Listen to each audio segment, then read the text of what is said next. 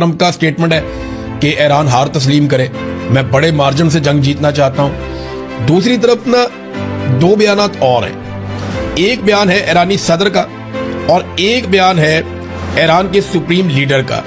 یہ دونوں بیان بڑے امپورٹنٹ ہیں، ان کو آپ سنیں گے تو آپ کو آئیڈیا ہوگا کہ ایران اب کس طرف جائے گا۔ یعنی یہ تاثر بن رہا ہے نا کہ ایران اپنے ہرمز کو چھوڑ دے گا، ایک وقت آئے گا، یا ایران ایٹمی معاملات کے اوپر ایک معاہدہ کر دے گا جیسا امریکہ چاہے گا، یا چیزیں نارملائز ہو جائیں گی۔ وہ ایران کے دماغ میں یہ فارمولہ نہیں چل رہا، ان کے سٹیٹمنٹ سے آپ کو آئیڈیا ہوگا کہ وہ کیا سوچ رہے ہیں۔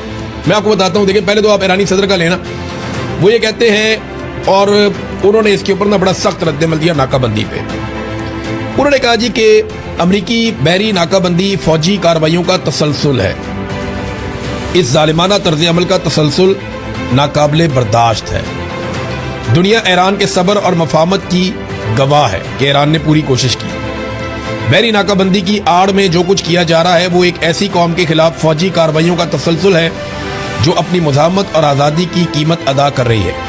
اس ظالمانہ طرز عمل کا تسلسل ناقابل برداشت ہے۔ ایسا لگتا ہے کہ ایران اس ناکہ بندی کو ختم کرنا چاہتا ہے۔ ذرا آپ یہ دیکھیں کہ جو مشتبہ خامنہئی کا سٹیٹمنٹ آیا، میں نے اس کے اہم پوائنٹس نکالے، 5 بڑے اہم پوائنٹس۔ انہوں نے کہا کہ آبنۂ ہرمز ایران کا ایک اسٹریٹجک اثاثہ ہے، یعنی یہ ناقابل مذاکرات ہے، اس پہ تو وہ بات نہیں کریں گے، وہ اس کو اپنا اسٹریٹجک اثاثہ کہہ رہے ہیں۔ پھر انہوں نے کہا خلیج فارس کے مستقبل کا تصور امریکہ کے بغیر ہے، یعنی یہ سارا جو انہوں نے بیان دیا اس میں امریکہ کا خلیج فارس میں کوئی رول نہیں ہے۔ یہ ان کے سٹیٹمنٹ کے بیچ میں سے ایک نقطہ یہ ہے۔ ایک نقطہ ان کے پیغام میں یہ ہے کہ آبنۂ ہرمز کا انتظام ایران کے ہاتھوں میں ہے اس وقت، اور ایران خود مختار فیصلے کرے گا۔